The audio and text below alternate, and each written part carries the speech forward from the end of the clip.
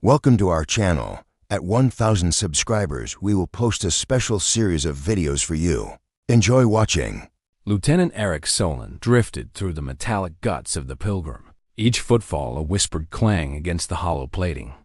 The ship's corridors, normally alive with activity, were now emptied of life other than the low, rhythmic hum of failing generators and the distant hiss of venting coolant. His EMI-resistant helmet reflected the dull glow of emergency lamps, casting long, jittery shadows that danced along the walls. In his hand, he cradled a handheld diagnostic tracer, its readout flickering with half-understood warnings of voltage. Irregularities and microfractures along the starboard frame dot. It had been 3 planetary cycles since the ion storms in the Perseus Passage had battered their hull. 3 cycles since the crew retreated to cryostasis, leaving Eric alone to realign ancient power grids and reinforce breached conduits. Though the Pilgrim carried an experienced team, the automated repair drones, his would-be partners, had all but fried themselves in the initial surge. Now, if anyone were to exist in perfect, meticulous solitude, it was him. He preferred it this way. No distractions. No morale squabbles. Just him and the ship, dancing through the silent expanse. He floated past an alcove where a cracked observation port revealed the endless tapestry of stars beyond. Somewhere out there lay the Perseus Passage, a ribbon of charged particles so violent it could tear a lesser vessel apart in seconds. But even that hellish corridor seemed tame compared to the unstable core they'd awoken when they first launched from orbital station Zenith. That fateful departure had been a near disaster.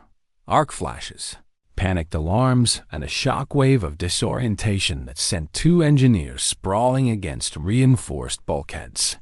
It was only Eric's quick thinking and Evelyn Seven's emergency subroutines that had averted a catastrophic meltdown. Subsystem status? He murmured, tapping a sequence into his tracer. The device chirped. 300 nanite assembly bots offline. Hull integrity, 72%. Cryo relay efficiency, unstable. He pulled out a slender vibration wrench and clicked off the tracer, securing it to his belt. He always carried more tools than mission protocol demanded, a habit learned from his father, who'd once told him, "A ship is not alive until her scuffs and dents tell a story." Eric had taken that to heart. Each scratch and charred weld on the Pilgrim was a line in a poem of survival. And like any poet, he believed his duty was to preserve those verses. He approached the junction where the cryogenic relay interfaced with the auxiliary power grid. The panel had been giving intermittent feedback loops, and tonight was the 5th repair in a fortnight. Screwing open the access hatch released a rush of evaporated coolant, shimmering in motes through the helmet's visor. Eric could taste the metallic tang of ionized air. Reaching into the panel, he carefully replaced a frayed capacitor coil. His gloved fingers brushed the rounded edge of a corroded rail, evidence of a near overload during yesterday's test cycle. He rerouted the circuitry, weaving newly synthesized power cells into the existing grid like threads in a tapestry. With a final tightening of the spanner, he signaled for a systems check. A bar of green blinked to life on the tracer. The temperature stabilized. The hum of the cryo chambers evened out. Eric allowed himself a small nod of satisfaction. That was one problem down 299 still to go. As he stood, the corridor lights dimmed and flickered. Eve, the ship's aging eye, crackled over his comm. Warning. Auxiliary reactor number 3, showing excessive magnetic flux. Divert power? Her voice, once smooth and assured, now rasped with static, as if the ship itself were straining to keep her alive. Affirmative, he replied, docking his wrench and planting his feet. He reached for the neural interface panel nearby and initiated a control power redistribution, shutting down non-essential systems' main cargo bay lights, passenger quarters ventilation, and feeding that idled energy into the reactors. The Glow of cooling fins outside his viewport dimmed as power seeped away, but the hum of the core steadied. Reactor stabilized, Eve announced, her voice softer now, as though resigned to its own fragility. Eric exhaled, the sound hollow in his helmet. He drifted toward the next section, the environmental controls. A network of pipes and filters stretched along the ceiling like arterial pathways carrying breathable air. Yesterday's micrometeorite strike had dented one carbon ceramic filter. Tonight, he would reinforce its housing against and pray it held. Without proper filtration, the Pilgrim's crew, still resting in cryolock, could awaken to a poisonous atmosphere. He paused at the hatch to the crew quarters. Beyond it lay the silent sarcophagi of his friends and colleagues, locked and suspended. Animation. Under normal circumstances, they would be awake now, sharing jokes over synthesized coffee, debating navigation coordinates. But they had agreed on skeleton crew in deep freeze to conserve energy and life support.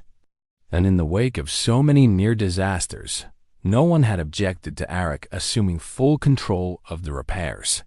His hand hovered on the hatch panel. A memory flickered behind his eyes.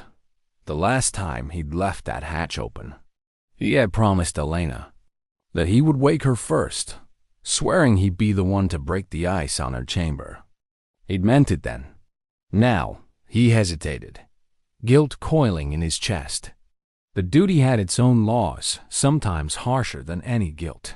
He closed the hatch. No one was waking this cycle. Moving on, he reached the junction to the aft maintenance bay. Here, the steel ceiling had cracked under pressure, and half a dozen support struts had sheared. Robotic clamps had braced the breach temporarily, but a permanent weld was overdue. Eric tethered himself, igniting a small plasma torch. As he worked, he noticed a fine seam in the wall's plating, one he'd never repaired nor seen in the blueprints. The edge glimmered faintly where the torch's heat made the metal flare. He frowned, wiping sweat from his brow despite the suit's temperature regulation. Below the seam, a faint pulsation hummed like a distant heartbeat. Eric leaned closer, unsteadily calibrating the torch to a low setting. The seam widened imperceptibly under his gaze, revealing a thin gap. Over time, he'd learned to trust his instincts. Wires that shouldn't be, panels that creaked when they shouldn't. Something about this gap felt deliberate, as if designed to conceal rather than protect. Before he could probe further, the Pilgrim lurched sideways, sending him skidding along the console. The torch spat molten slag across the deck. The lights flickered violently and then died, plunging him into darkness. He thumped the console's emergency light switch, bathing the bay in red emergency glow. Eve's voice crackled urgently through his comm. Unidentified power surge detected. All non-critical systems offline. Recommend immediate diagnostics. On it, Eric said, teeth clenched. He keyed his tracer to the master power matrix and traced the surge's origin, right behind that strange seam. Of course, his heart hammered. Protocol told him to report any anomalies to command immediately, but he was alone. Even if he had radioed the orbital command, the transmission delay in these depths of space meant a reply would take precious minutes, possibly too long. Minutes that could see the ship's core go supercritical or worse, trigger a catastrophic breach. He took a deep breath. He was the Pilgrim's only line of defense.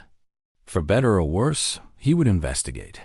Unstrapping from the tether, he floated. Across the bay, boots scraping on the scuffed floor. The seam's gap had widened under the power surge, revealing a small alcove masked by the outer hull plating. A soft glow cold and blue escaped the opening, as though something inside pulsed with its own life. Eric's gloved knuckles tapped the metal frame. The alcove's walls were smooth, unlike the utilitarian bulkheads elsewhere. Integrated conduits fed into a central recess, but it was the object resting there that stole his breath. A single, red-encased dome, polished to mirror brightness. A warning label, warped and worn, bore an unfamiliar symbol, an uppercase omega, carved deep and painted in black. Below it, etched in a language Arik didn't recognize, were the words, "Do not press." His chest tightened at the sight. Every repair, every whispered rumor from the old crew, this was the heart of the Pilgrim's secret. And here, alone in the void, he had stumbled upon it. He shivered, not from the cold, but from the weight of possibility. That button represented command-level clearance. If pressed, it could reroute the entire ship's logic. It could send them home or tear them apart. His hand trembled as he reached out, but he pulled back.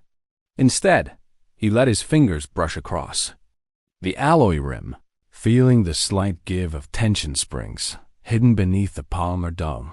Alarms began their high-pitched wail as the emergency light switched again, this time to full red. Arik frowned, scanning his heads-up display. They'd lost gravitational stabilization. Without artificial gravity, even tethered, he risked float drifting into machinery at full tilt. He ejected his tracer, pressing it against the nearest console to stabilize the grav field. The sealing clamps groaned, and the hum of the graviton emitters returned thick, honeyed force settling over him like a blanket.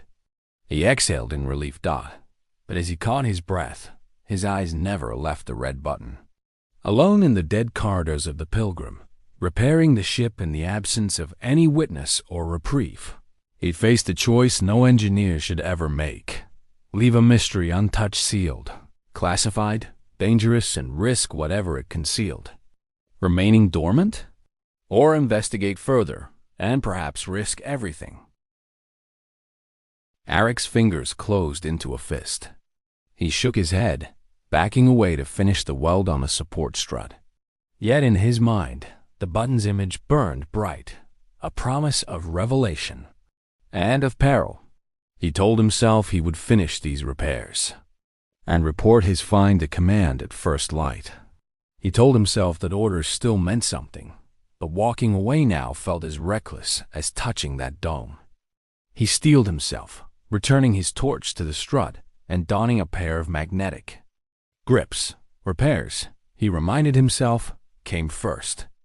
The secret could wait for now. As the torch flared against the scorched steel, Arik Solon resolved to uncover the truth behind the button no one dared to press.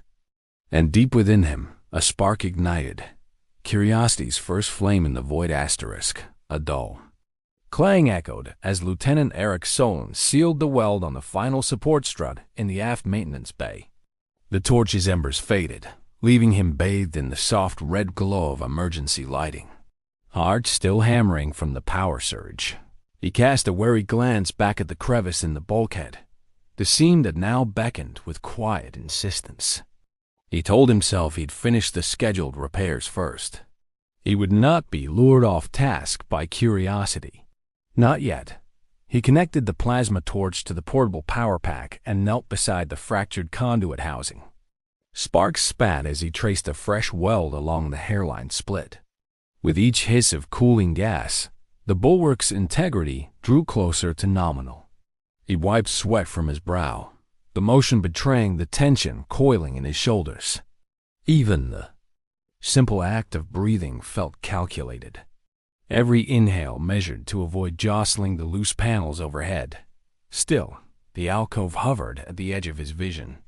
He couldn't shake the sense that it had opened for him, that the ship ancient and weary had finally shown him its secret. Arik closed his eyes for a moment, forcing his mind back to protocol. Document anomalies, log findings, report to command. He owed no less to his crew resting in cryostasis, to the people who trusted him to keep the Pilgrim alive. With the conduit welded and reinforced, he rose and retrieved his diagnostic tracer. The device's small hollow projection glowed in his palm as he scanned the bay. Magnetic clamps, support struts, environmental sensor arrays, all green, all within acceptable variance. One more systems check, and then the alcove. He approached. the gap with the quiet caution of a salvage diver uncovering forbidden relics. The transparent polymer dome glowed faintly, as though charged by some residual eldritch energy. He docked the tracer against the casing. The data scrolled past too quickly to read, but the summary declared, "Unknown system. Unclassified.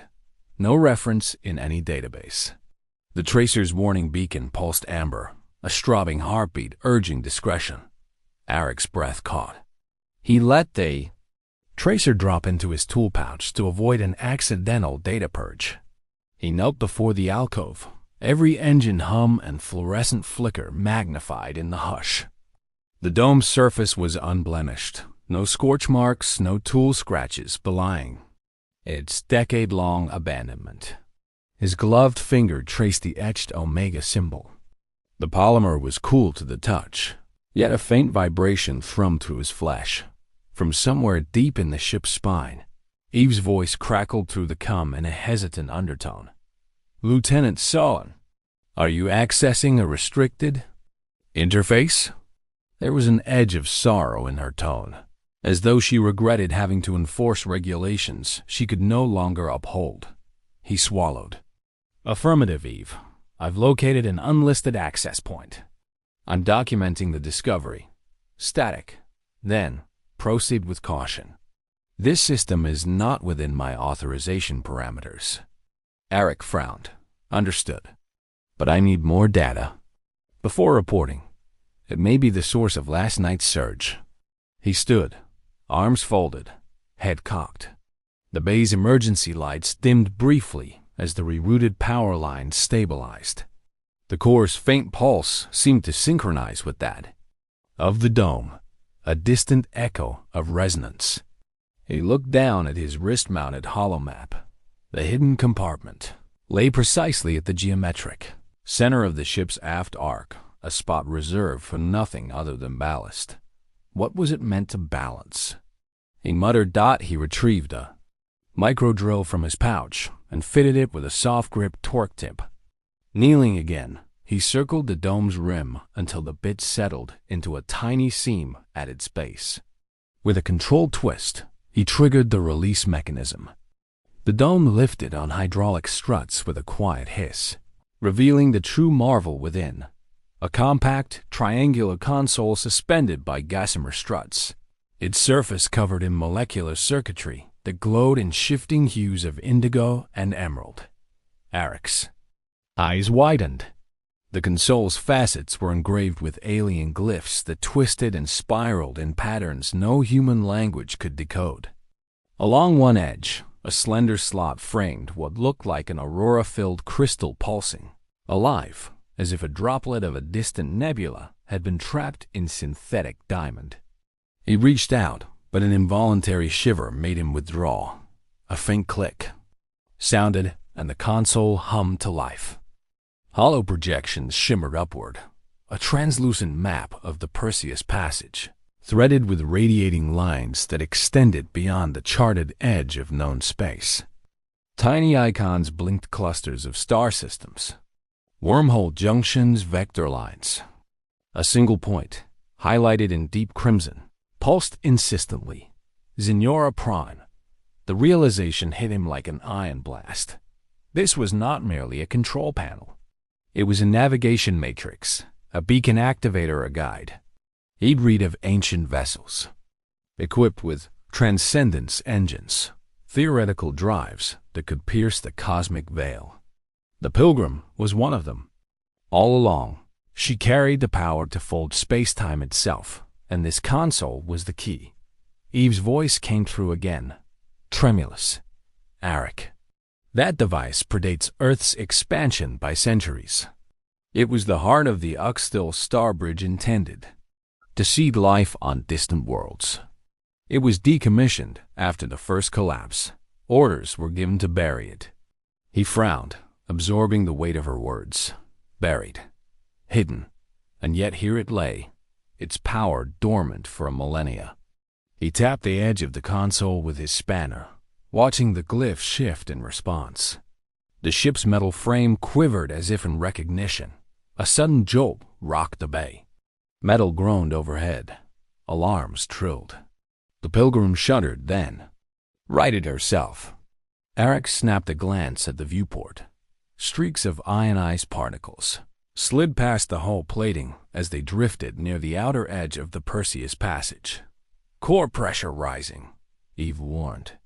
Shall I initiate standard lockdown procedures? Eric hesitated. If he sealed the console now, he might never get another chance to study it. But if he left it open, if others discovered it before he could secure it, the entire ship could be repurposed for war or blown to pieces by an unknowing hand. He exhaled. Not yet. I need to download the memory logs. His spanner hovered over the crystal slot.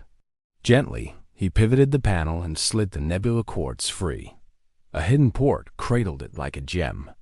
He plucked the crystal and calibrated his tracer to record its quantum frequency signature. Data matrices cascaded across his HUD as the tracer grappled with impossible compression ratios. Each glyph translated into fragments of Oxthel dialect, ancient star charts, ritual defeats, warnings of the void's hunger, and instructions to press not the sovereign key air alignment of the triune worlds. He leaned back, head spinning. The button's purpose was not self-destruction, but connection. A calling card, a summons for the vessel to awaken and fulfill its primordial mission. And yet the warnings were dire. Misuse would rend the ship's soul and fracture the delicate convergence of realities. Eric replaced the crystal, sliding it back into its cradle with reverent care. The console dimmed, the glyphs pausing their dance.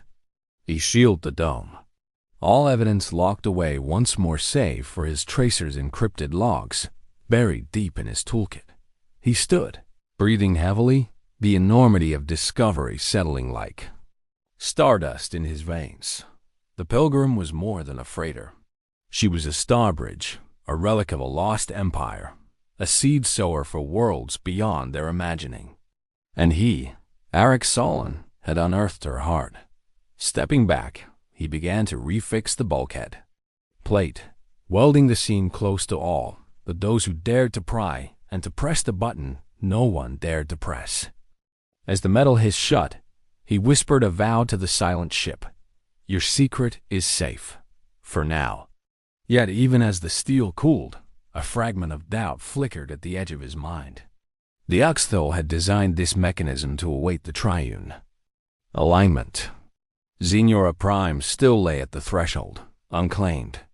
And when the stars fell into place, whenever that might be, the Pilgrim would awaken fully, driven by a purpose far greater than any one man's will. Eric powered down his torch and floated back toward the overhead hatch. Duty demanded he finish the remaining diagnostics, prepare a summary for command, resume the maintenance schedule. Yet his gaze kept returning to the alcove's hidden location, where a button beneath a polymer dome lay silent, waiting for a hand brave enough or foolish enough to press it. The Pilgrim trembled as though roused from a long hibernation. Lieutenant Eric Solon's heart pounded in his chest, the echo of that distant pulse still resonating through the steel ribs of the aft maintenance bay. He had sealed the hidden console. Behind fresh plating, but something deeper had awakened. The ship's engines, once silent and cold, now thrummed with latent power, whispering promises of impossible voyages. Eric hurried down the corridor toward main engineering. Emergency. Lights bathed the bulkheads in a spectral red glow, but beneath the veneer of darkness, corridors lengthened and shifted. He stumbled over a loose panel and caught himself on a maintenance railing, eyes widening as he realized the passage had subtly reconfigured itself, an architectural dreamscape that defied every blueprint stored in his wrist computer. Eve. He called urgently into his comlink. Report status. Did we reroute power to some unknown drive? Silence answered him for an agonizing moment. Then the AI's voice returned, softer than before, as if waking from a deep slumber. Eric, systems have been realigned. The Starbridge. Matrix has interfaced with core conduits. I'm unable to isolate the process. It appears autonomous. He cursed under his breath. Without control over the awakened Matrix, the Pilgrim might engage the Transcendence engines at any moment. If the vessel tried to fold space-time without proper preparation, they'd be shredded by the raw forces they sought to harness thought in the heart of the ship. The engineering chamber loomed like a cathedral. Holographic readouts spiraled over the reactor core, each projection a shimmering fractal of alien mathematics. The warp nacelles, dormant since their commissioning 5 cycles past, glowed now with cobalt veins of energy, pulsating in time with that same heartbeat he'd first felt. At the alcove, Eric fought through the growing vertigo. He keyed the manual interlock, a failsafe he'd installed after the last ion storm. The override lever slipped free of its housing with a shriek of sheared metal. He yanked it down. Alarms wailed as the core's energy flow momentarily faltered, then surged back with even greater intensity. The interlock had done more than isolate the drive. It had forced the Starbridge algorithm to compensate, feeding the excess into stabilizer fields. Containment breach in 5 seconds, Eve warned. Her calm had returned, but each syllable trembled with urgency. Recommend evacuation. Eric's eyes snapped to the central console. A countdown had appeared, coded in Uxthil glyphs that he'd barely begun to decipher. The numerals pulsed. 0 hours, 0 minutes, and 5 seconds. The ship's hull groaned. Floors vibrated underfoot. He raced up the access ladder to the secondary control dais, nearly slipping on a loose tool that tumbled across the grated platform. Reaching the terminal, he jammed a sequence into the holo keypad, attempting to reverse the Starbridge Matrix's activation protocol. Each command he issued was overwritten by a cascading stream of alien script, an imperative to open the path. 3, 2.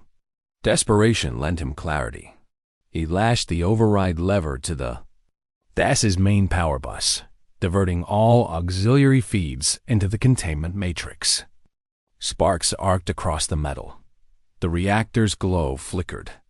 The countdown paused at 0 hours, 0 minutes, and 1 second. Then, all at once, time stretched. The hum of machinery deepened into a sonorous drone, and the chamber was suffused with pale light. The core's energy seemed to fold in on itself, drawing in all sound, all light, until there was only the soft, omnipresent pulse. Eric closed his eyes against the brilliance. When he opened them again, the terminal's displays had changed. The countdown was gone. In its place hovered a 3-dimensional lattice. A star chart spun slowly, highlighting a vector that angled away from known space strait toward Zenora Prime. Course laid in, Eve reported, voice steadier now. Warp window open in. Time minus 15 seconds. He stumbled back, adrenaline surging. Eve, what happened? That was supposed to be a fail-safe lock. Her reply was muted. It appears the Starbridge Matrix has integrated your manual override as part of its protocol. It recognized your biometrics and has accepted you as its catalyst. Eric's mind reeled. He hadn't merely disrupted the process, he had been absorbed into it. The Pilgrim now regarded him as the rightful steward of its ancient mission. He swallowed hard, the weight of responsibility settling on his shoulders like a leaden cloak. Then I have one choice, he muttered. With trembling fingers, he keyed the final sequence. Abort or engage. Prepare to jettison all non-essential masses. Redirect cargo containers to auxiliary ejections. Seal cryo chambers. This ship is going where no human has gone before. Moments later, a sequence of hydraulic thuds and mechanical whirs filled the chamber as massive doors along the hull burst open. Hull-mounted thrusters nudged free of their containers, and the cryolock bays sealed with metallic kisses. Eric braced himself. Against the dais's railing, the Pilgrim's entire superstructure seemed to tilt. aligning with the vector now locked in the holomap. A deep, resonant toll echoed through the decks, a signal that the engines had reached critical alignment. The nacelles flared, and the chambers. Walls rippled like water under the pressure of forces bending reality itself. Then, without warning, the ship lurched forward. Eric's stomach roiled as stars outside. The viewport smeared into elongated streaks of blue and gold. The sensation was like falling upward, or being stretched thin between two unfathomable points.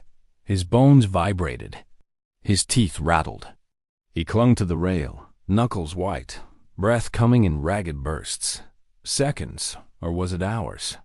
Later, the tumult ceased. Silence. The Pilgrim coasted in a void so profound that even the hum of her engines felt distant. The viewports revealed a panorama of starlight too vast and too empty to comprehend. Hundreds of suns, nebulae drifting like jewels. In the dark, course correction complete, Eve whispered. We are in uncharted space. No known systems within sensor range. Eric sagged against the railing, mind reeling. The Starbridge had delivered them to the edge of reality, or perhaps beyond. He keyed a porous status panel, scanning hull integrity pristine. Life support nominal. But what lay ahead on this path to Xenora Prime? The legends spoke of wonders, worlds suspended within crystal cities, sentient rivers of light, civilizations lost to time. But they also spoke of oblivion, of ships that vanished into the void and never returned. He took a steadying breath. The Pilgrim was his to command now, and the ancients had entrusted her spirit to him. A faint smile tugged at his lips. For the first time in cycles, he felt truly alive. Eve, he said, voice firm, plot a course to Xenora Prime. Prepare the crew, wake them from cryo. We have a destiny to fulfill. Her reply was a soft murmur of relief. Affirmative, initiating revival sequence. As the first sarcophagi hissed open and life began to stir in the silent bay below, Eric gazed out at the unfolding tapestry of the cosmos. Somewhere out there lay the cradle of the Uxthel, waiting for the Pilgrim to redeem its ancient promise or succumb to the void's insatiable hunger. But that fate, he vowed, would be decided by the courage of a few souls daring to press forward into the unknown. And none had pressed so boldly as the one who dared to push the button no one dared to press. Lieutenant Solon stood on the bridge, the soft glow of freshly reanimated controls bathing his face in cerulean light. Around him, the hum of revived systems resonated like a chorus life bearing down on the abandoned bones of a once sleeping vessel. The cryo bay doors had hissed open less than an hour ago, and already the corridors thrummed with footsteps. The excited chatter of crew members stepping into a future they could scarcely imagine. Eric turned as the first of the cryopods slid free its lid. Dr. Elena Marquez, chief medical officer and his oldest friend, floated free of her sarcophagus, disoriented but alive. Her eyes flicked open, pupils adjusting to the artificial dawn. She blinked at him, recognition dawning. "Eric?" she whispered, voice thick with sleep and astonishment. He offered her a steadying hand. "Welcome back, Elena. We're somewhere new." Her brow furrowed as she sat up, scanning the bridge beyond Eric's shoulder. Holocharts of uncharted starfields. EV readouts in an alien dialect translated on the side panels, and the signature cobalt veins of the Transcendence engines pulsing softly in the aft windows. "Where is here?" Eric exhaled, more a release of wonder than frustration. Beyond the edge of known space, Xenora Prime is within reach. A murmur rippled through the assembled crew. First officers, engineers, scientists, they had reassembled in the command pavilion, each face a mixture of relief, awe, and trepidation. Many had woken believing they would finish routine transits. None had expected to awake piloting a Starbridge once thought myth. "Report," Eric called, voice clear and confident. Lieutenant Chun, navigator, tapped her console. Ship's integrity is impeccable. The hull's molecular realignment from the Starbridge matrix is complete. We've stabilized at Vector 3 Alpha toward the Zeneran system. She smiled, nervous but unbowed. ETA, 72 ship hours. Engineer Kasim added, all engineering systems report full functionality. I've restored manual overrides to the core, but the Starbridge interface will refuse any command that conflicts with its ancient directives. Thank you, Eric said. He met Elena's gaze. Medical? She straightened, shaking off drowsiness like water from a cloak. All crew vitals are normal. A few have mild neural disorientation from cryo exposure, but nothing routine procedures can't fix. Good, he said, feeling a swell of relief. Let's get a proper briefing. In the council chamber, once a drab conference room, now transformed into a mosaic of human and Uxthil imagery, Eric stood before a hollow projector keyed to the alien glyphs he'd decrypted. The crew, now fully present in their uniforms and seats, leaned forward as he summarized the revelations. The Uxthil Starbridge Protocol, an ancient network built to seed life on distant worlds, buried when the first collapse shattered the civilization. Xenior Prime, the cradle world, preserved in stasis beneath crystalline arches, awaiting rediscovery. The Sovereign Key Ohm, a failsafe beacon designed to awaken only the most responsible catalyst recognized by biometric imprint. Marquez raised a hand. Eric, you're saying the ship itself chose you? He nodded. When I pressed that button, I activated the Sovereign Key. The Pilgrim accepted me as its steward. A ripple of astonishment passed through the room. Eric locked eyes with each of his officers, letting the weight of his decision settle. I realize this ship is no longer just ours. It's a relic, a tool, maybe even a living being. Its purpose is to carry us to Xenior Prime, to rekindle life where it once flourished. But how we use that power, that's on us. Silence followed, heavy with responsibility. Then Elena spoke.